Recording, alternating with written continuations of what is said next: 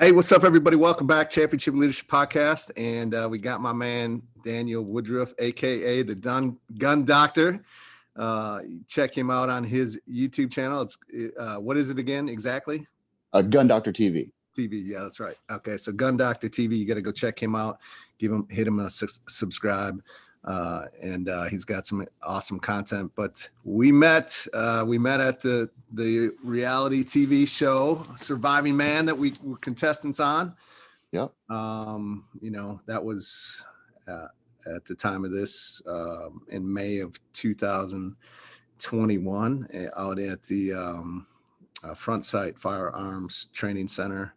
Hosted by Don Mann, a former Navy SEAL Team 6 member, and Randy Couture, a UFC former 6-time world champ. So it was awesome. And so now we're linking up here to connect afterwards. The show is about, as of right now, as we're recording this, is due to air here in just a few days on July 3rd of this year. So how you doing, man? I'm doing good, man. I'm doing great. Yeah. Awesome.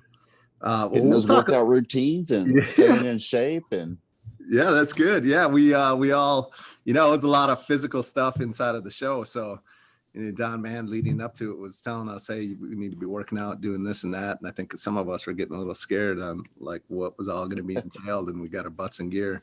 And so it's been good because a lot of us are continuing to keep our butts in gear and take care of our bodies, which is important anyways. So good catalyst to keep it going, right? Absolutely. It was a wake-up call. Yeah. And we all need that from time to time, for sure. Well, real quick before we get too much into more about you and what you're up to, and I'm sure we'll talk about the show a little bit here and what you're doing. And I always like to ask this question of all my guests. We've had, I don't know exactly where we're at, 260, 270 episodes, something that's like basically almost exactly a 3-year anniversary for me right now. In July of 2018 is when I started this show. So we've been going at it for a while, and I've stuck to it, which I think is in, whether it's YouTube or any type of show, the ones that actually stick to it and play the long game are the ones that usually see the best results. So sometimes it's hard and frustrating in the beginning when you're not getting those views, you're not getting the downloads, feel like no one's listening or watching. It's like, what am I doing this for? But maybe that's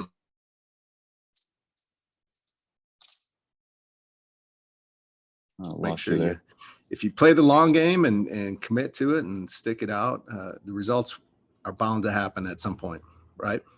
Absolutely. Yeah. But back to my question here. Championship Leadership is the name of the podcast. What does championship leadership mean to you when you hear that? I think it means, okay, for me, I was a fight coach for an MMA fight team, which is awesome. And yeah, that was what a great experience. The guys in the MMA world are just super, super cool people. I think leadership means for me, championship leadership means for me, being able to get out there and lead by example, not necessarily being a boss with a whip, but being the person leading the charge. It's setting an example and being a role model for others to follow. Yeah, 100%. That's a huge part of it, right? And there's a lot of leaders out there that, they want you to do as they say and not necessarily as they do. And I think that's a huge, like, if there's, a top 3 or 5 characteristics of championship leadership, being the example, being the standard, setting the standard, not just the minimum standard or the minimum required, but setting that standard and being that standard as a leader is if not at the top, very close to the top for me, for sure. So yeah, 100%. I agree with that. Totally. So why don't you talk to us a little bit about you know, who you are and what your journey and path is. Obviously, I know you just mentioned that MMA was a part of your life for a while, and Yeah. but yeah, just kind of give us a little background on you and the path that you've taken to where you are today and what it is that you're up to today. Well, I've worn many hats over the years. I've been a police officer. I've flown planes. Yeah, I yeah, I grew up on a farm, so you still fly? yeah, every once in a while. I'm still That's clocking awesome. those hours in. No Yeah. way. Cool. But yeah, I grew up on a farm, so And you live where? Kentucky? Kentucky. Yeah. You a bourbon guy? Uh Do you yeah, drink? occasionally. Do you drink? Occasionally. Okay. Yeah. Occasionally. Yeah. Yeah, usually on occasions. Yeah.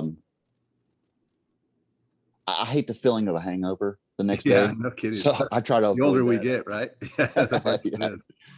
And Totally. that's the older we get, that's another reason. See, I quit fighting in 2009, and my body just wasn't bouncing back as fast. Yeah. And the injuries were, taking a little longer, and I just, when it's time, it's time. Yeah. Yeah. It's just something that comes with age, and it might be a hard pill to swallow, but every man reaches that. It's hard to say to step away, right? And you It see is. a lot of fighters that stay in the game too long. I listen to Joe Rogan quite a bit. He talks about this particular topic quite a bit with UFC guys. He's like, man, he just hates to see the guys that can't step away and quit, and they stay in it, 2-3 fights too long and end up like not being the same ever again because of it. Exactly. So, And I don't know. I think I enjoyed teaching and being a coach more than I did actually fighting. yeah. I enjoyed the rush of it. I enjoyed the adventure that it brought.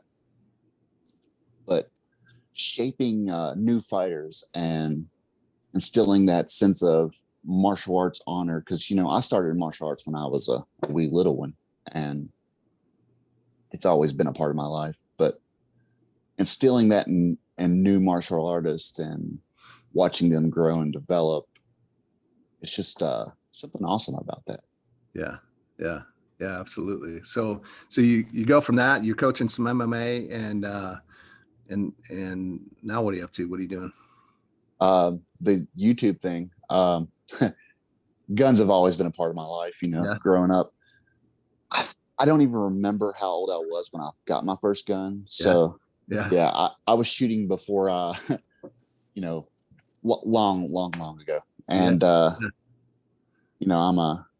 my grandfather worked on guns. My dad worked on guns. So I'm a third generation gunsmith. That's cool. And Wow. I started doing that when I was 14. And after I got out in law enforcement, I went back to it. And then I took a break a little while and did the MMA thing for quite a few years, and then got back into guns. And eventually it led to Gun Doctor TV and the path I'm on now. So Very cool. What made you decide to take that path to create the YouTube channel? well, it's just I think it's a sense of freedom, really, and my passion for not just the Second Amendment, the First Amendment, and all the rights we have as Americans. And I wanted to, just like with the fighters, I wanted to bring new shooters in, new people that are passionate about what built America and the American spirit, and get people involved in guns. And it's like a drug. It takes over from there.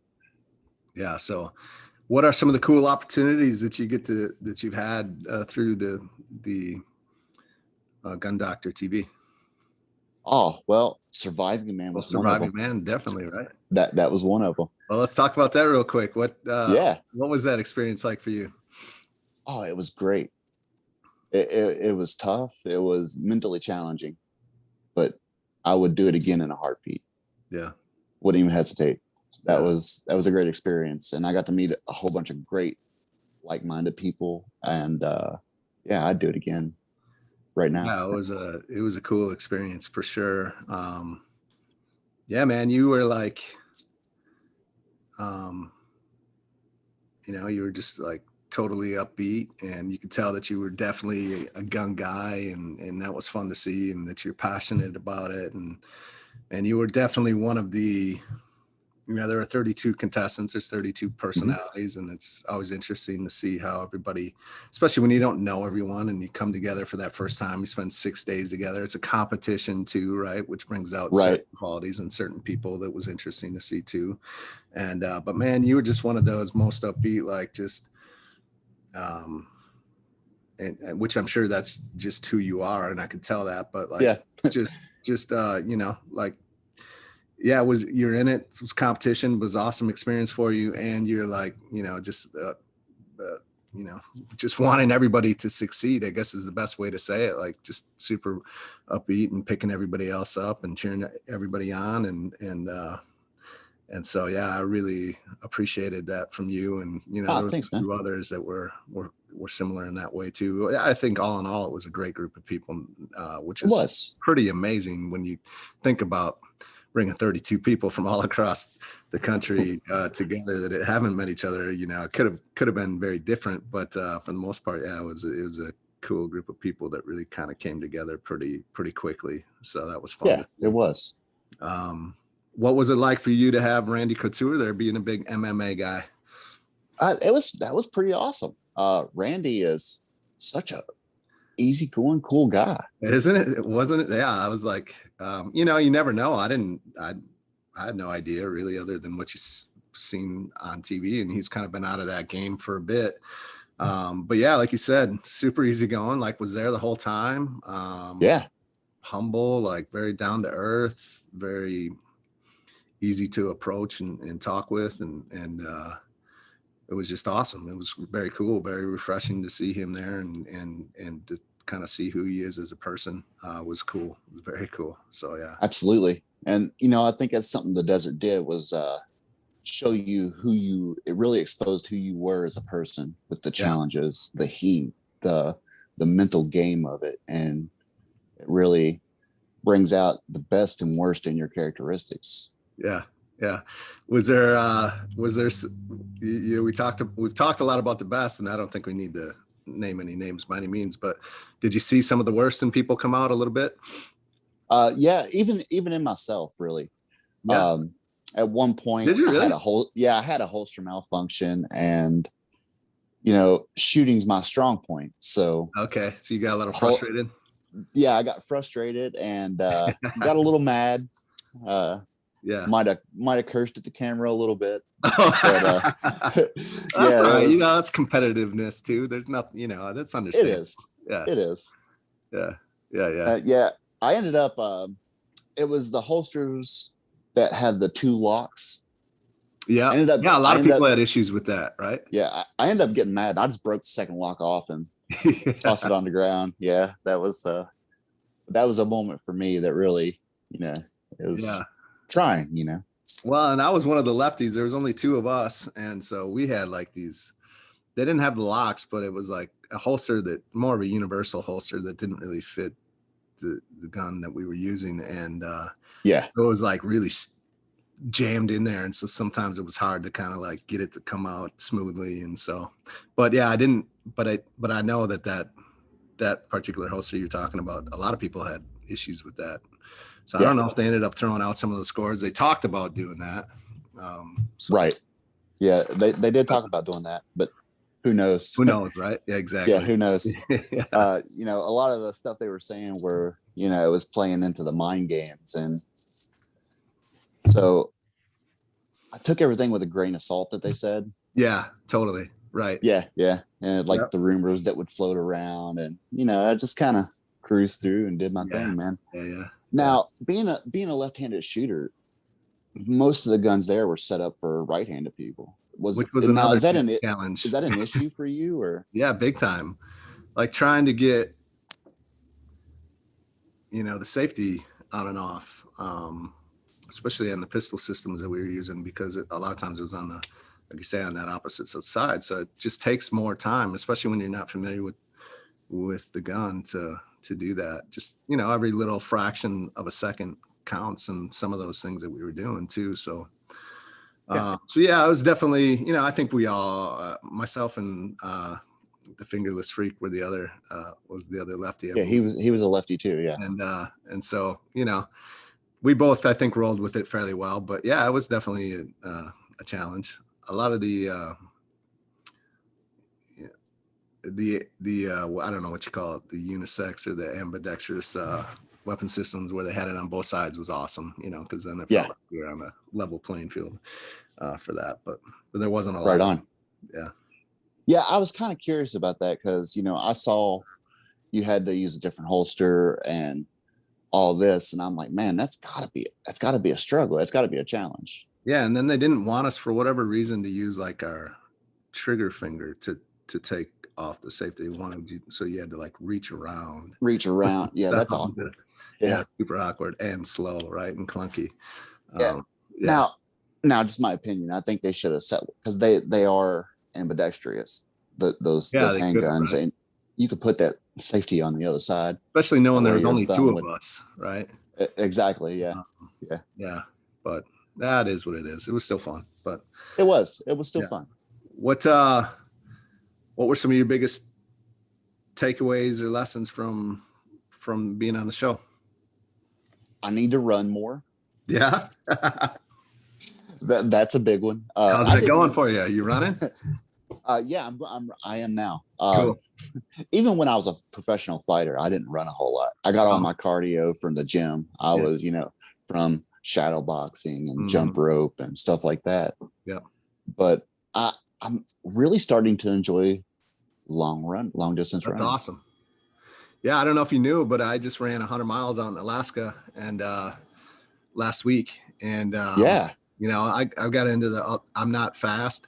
I think the biggest thing that keeps people from running is when they start focusing on how fast or slow they're going, and it just like gets to them for whatever reason. If you just go out and you just stay at a good normal pace and to where you can breathe and hold a conversation if you had to, you know, it can be enjoyable. Like go out and you don't have to crush your soul every time you go out for a run, I guess is what I'm trying to say. I think that's when it becomes not fun. Exactly. To be outside, to be in nature, to like go hit some cool trails, like it's just, you know, you get to go out and see some places that you wouldn't otherwise see by running. So right, that's cool. Now the run in Alaska, what was the temperature like there? It was pretty nice. It was you know, I don't know, maybe got up to 70 degrees, maybe. It would chill down a little bit at night, maybe down to 40 or so. But it never got totally dark. It was like light the whole time, which was definitely interesting. It got like for 2 hours, it kind of got dusky, I guess you'd say, like almost dark, but not really. And only for a few hours. But gorgeous. I don't know if you've ever been to Alaska, but I mean, the landscape was incredible, as you can imagine. Just nothing for miles and miles and miles, like literally nothing out there. Right. Which was a little bit eerie too. And then, you know, in the back of my mind, I'm kind of keeping my eyes out for bears the whole time, because I'm like, man, I don't want to get swallowed up by a bear. But I guess that time of year they kind of migrate. I think because the salmon are starting to run. Yeah. I think they kind of head towards the rivers, although we were crossing plenty of rivers, but yeah, we didn't, only one person out of the entire race, I guess, saw a bear somewhere. But it wasn't like it was just woods right next. You could see for miles and miles, pretty much the whole course. So keeping an eye out for bear was a little bit of a concern, but absolutely. So because no matter how good you are at running, you're not going to outrun a bear. You're not going to outrun, especially after 20 miles, 30 miles, 40 miles. Like, you're not outrunning anything. Yeah. Now, how long does it take a man to run a distance like that? Man, a long time. For me, that's well, wow. Some people faster than others, but typically, you know, around 30 hours for 100 miles. This one took a little long. I had really bad blisters on my feet for probably the last 50 miles. So I really was forced to slow down a lot. But yeah, we made it. I think we got, and the elevation was pretty good out there. So a lot of hills. I think we like 36 hours for the 100 this time around. Wow. It was 135 course, but I was slowed down so much that there was no chance of me finishing in time. So we got to 100, which was actually a little bit of a struggle, and then we called it a day. Kind of lived another day, but that's the second time I've covered 100 miles. So that's incredible. It's congratulations. Cool. That's awesome. Yeah. It's an amazing. I don't know. Not that everyone should go run 100 miles. They probably shouldn't, but there's something about that type of experience that's you just can't get unless you go do it. And it's a lot of things that I take from that I carry into everything I do in regular life. So yeah, powerful. Exactly. Now, would you rather run in a place like Alaska or out in the Mojave Desert? In Alaska every day. Yeah. That was my first time in a desert. Yeah, it's cool the temperatures were perfect, and just like I said, the landscape it's hard to beat that. But I've gone, because of these ultra races, I've gone to all kinds of different places. I did the high desert in just outside of Salt Lake City on the Pony Express Trail. Completely different landscape, still really beautiful. Temperatures were about the same for the time of year I was there. I've been down to Texas called the Bandera 100, and that's like the hill country of Texas, and that was gorgeous and beautiful too. And then you're worried about rattlesnakes and mountain lions. I didn't see any of those either. So luckily I haven't come across anything crazy yet, but I don't know. And hopefully I never will. So knock on wood there for sure. But, right. Yeah. But no, it's cool. There's just in this country alone. There's so many amazing places to go see. Last year we did one in the Badlands I didn't know how beautiful the Badlands were out in North Dakota. Like, just amazing. So yeah, all kinds. I've never been. That's one of my places I want to be visiting. But that's for sure. Very cool. Very cool. Like, just on and on too, and then just beautiful parts of the country that a lot of people don't ever go see, right? So yeah, that's what I love, man. And but what about you? Let's talk a little bit more about Gun Doctor TV and a few of the other experiences that you've had, because I see you like making videos that like looks like maybe some different gun shows or maybe competitions, stuff like that. Yeah, there's a lot of traveling involved. Is there? Yeah, of course, over the past year or so, that was cut down tremendously. But yeah, like going to the NRA shows, shot shows, stuff like that. It's just getting out there in the industry and meet some of the cool people that are involved. And can you hang on for a second, Daniel? Yep. Yeah, so a little TV time out there. I had to let my daughter in, but yeah. So some of the different places that you've been able to check out through. Yeah, some of the YouTube events like the IV-88 Range Day. The YouTube event. Yeah, Iraq Veteran 88. He's a big gun channel, a couple million subscribers, and he has an annual event where other YouTubers just get together with the industry, and we shoot the newest guns, and there's a lot of machine guns, and it's just an absolute blast. Yeah, it's just sounds like it. Yeah. But as far as like the shows and stuff goes, I love seeing innovation. I'm something of an inventor myself. I love to tinker and build things. Mm-hmm. I built a fully functional Mandalorian flamethrower. Really? Yeah, I did a video on that, and like, that was Elon Musk. No, mine was a real flamethrower. It was an actual, yeah, it was an actual flamethrower, and I think I spent a good 30 hours building that and getting it right and functional. And of course, the video was another 6 or 7 hours, recording different days and editing, and YouTube killed it immediately. So really? Oh, yeah, no way. It got a total of like 400 views, I think. And but that's just part of the YouTube game. But is there a way that you can like re-edit and re-release it? There is. I try not to do things like that. Okay. But on certain videos, I think it's a viable option. for sure. Yeah. Okay. Gotcha. Gotcha. But That's really like cool. the video is a little bit longer. I think if I would release it, I would edit it down some. Because it's a little long-winded because I talk about the science behind a flamethrower and the history of flamethrowers and stuff like that. I do a lot of historical stuff on my channel. Okay. Like one of my main things with gunsmithing is restoration work. I've done a lot of work for museums and stuff like that. Talking old guns like French Indian trade rifles and stuff like that. Yeah. And just restoring them and getting them back in working order. So I love history, and I love the history of firearms. And I think it's just what I'm trying to do on my channel is just share my passion. Yeah. Yeah. Yeah. And it comes through on the videos that I've seen. So, that's, I think that's one thing that you can't fake, right? Like, kind of Yes. like, go back to the show, like you can tell who are the real people and who are less, I guess real. There's another word that's on the tip of my tongue that I can't. Authentic. Thank you. Yes, that was exactly the word I was looking for. Less authentic, right?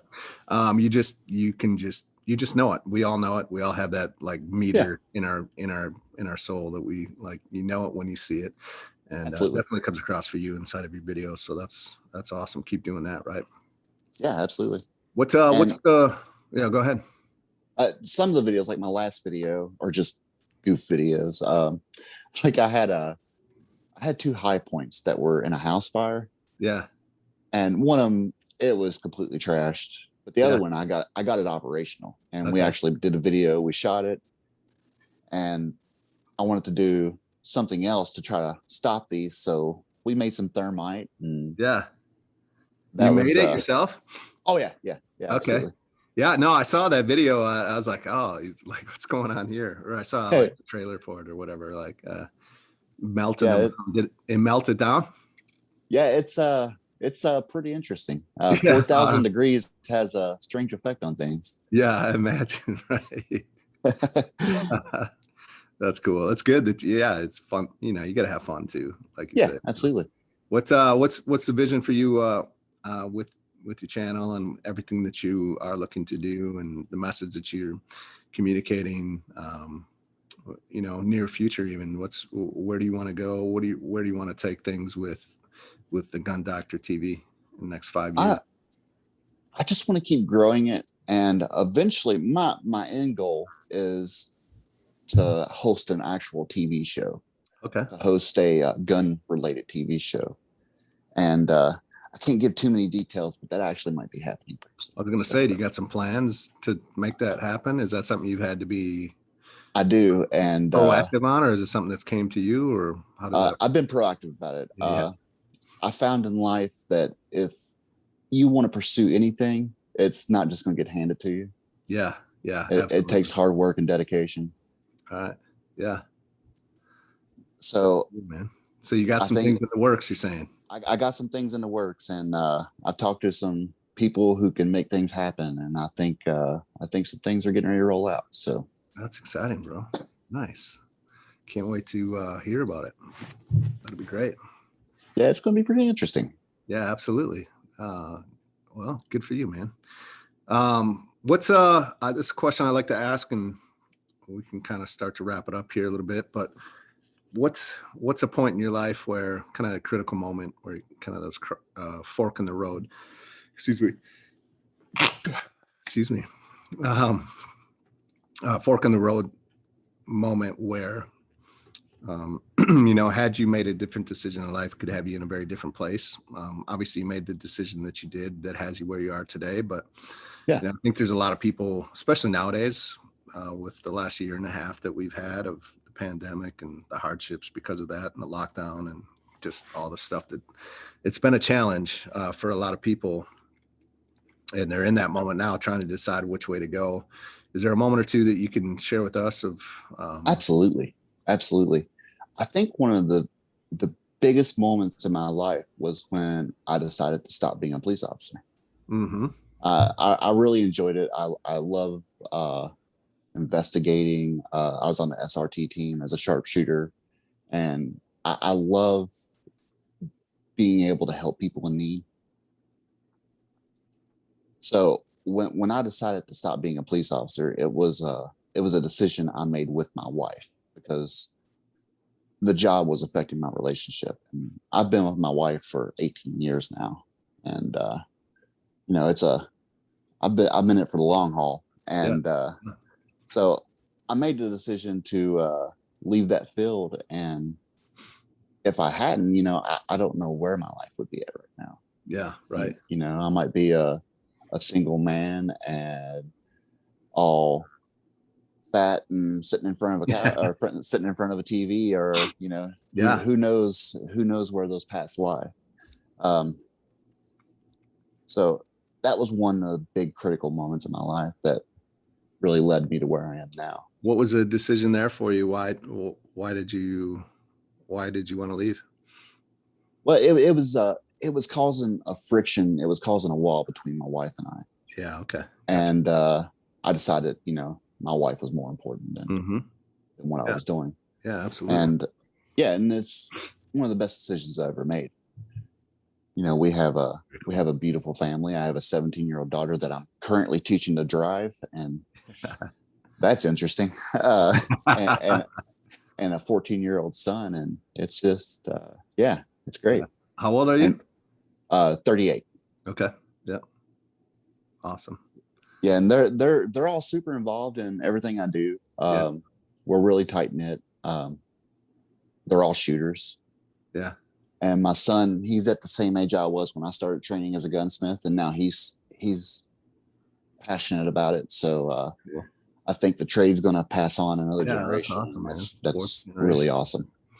Are you guys hunters? Do you hunt? Yes. Now I haven't got to hunt the past few years as much as I'd like to, because it's life is just, you know, busy. Yeah. But yeah, I grew up hunting. Hunting was actually a part of my survival growing up, you know, living out in the rural area that I lived in. You know, we didn't have a lot of money growing up, so hunting supplemented our food. So it was something that was necessary. Yeah. Very similar from our family growing up as well. Yeah. Yeah. What do you hunt? Anything and everything, or? Yeah. A lot of deer hunting. I like squirrel and rabbit hunting too. You got whitetail down in Kentucky? Oh yeah. Yeah. There's so many deer here. It's Really? It's really dangerous to drive here because the sheer amount of deer. Wow. I've lost 4 vehicles to deer. Yeah. But 6 or 7 in my life. yeah.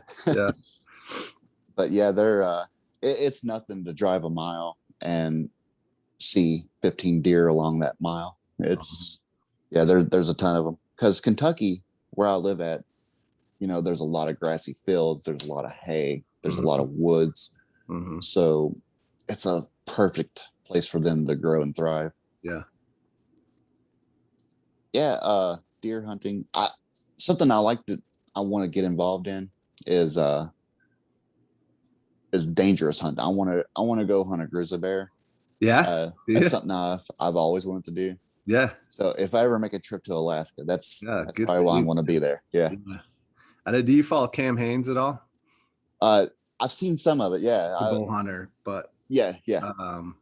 He just did a grizzly hunt in Alaska, and the thing came after him. Like from what I understand, I don't know if you saw the story. He hit it well, but it was taking a little longer than usual for it to die, and they found it kind of bedded up in some brush, and he got a little too close. They had one last burst coming after him, and so his guides had to finish it off with the gun a few different times, but that would have been a little bit hairy.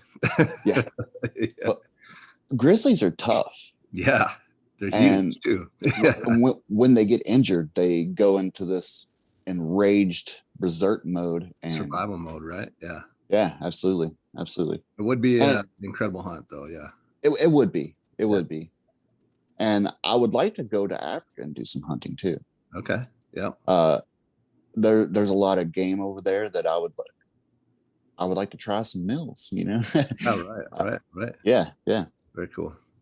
Well, awesome, man. Let's wrap this up with one last final question that I'd like to ask. If there are 1 or 2 things that you could tell the listeners that if they were to implement in their life today, it would help move their life forward today, what would that be? Go for it. Yeah. Whatever it is you're doing, put the doubt aside and go for it. The only way to achieve goals or anything really is to go for it and not give up. Don't quit, no matter how tough it gets, no matter how bleak it looks. Go for it. 100%. Yeah, I love that. Just like what you're doing is going for it. How did you? I kind of lied. One last question here. How did you hear about Surviving Man? How did that come across your table? It was a newsletter in my email from Big Daddy Unlimited. That's what I hear. Most people, it was either Big Daddy or Front Sight. The only reason I had never heard of Big Daddy, to be honest. I'm not super into the gun world. But yeah, I just knew Don. Don was on my podcast a year and a half ago. So I was following him and he posted a video about it. And so I was like, oh, this looks outstanding. Yeah. Cut out there. Email list for Front Sight. So yeah. Very cool. Now, when you applied to be on the show, did you expect to get on? No, I didn't know. Not really. I don't know. I didn't have any expectations. I don't know. Part of me did, I guess maybe part of me thought, because I did have a relationship with Don, that might help. I also thought that it might hurt me. Like, might not want me on because, because I know him, right? So I show some favoritism or something. Yeah, but I think that probably helped, Yeah. Looking back, there were a few others that kind of had some, like his name's, what the heck's his name?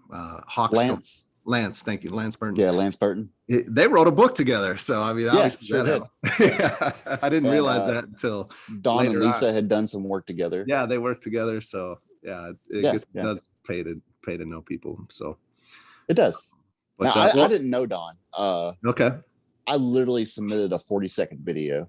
Yeah. And it was just me being me. I was being goofy. I was like, talking about my tactical beard and stuff. And I love it. Yeah. So they got a hold of me pretty quick. And I was like, wow. Yeah, it was the same thing for me. It was within a few weeks after, because by the time I saw it and applied, it was pretty short. It was a few weeks later and they were like, hey, you're on. I was like, wow, that's cool. Nice.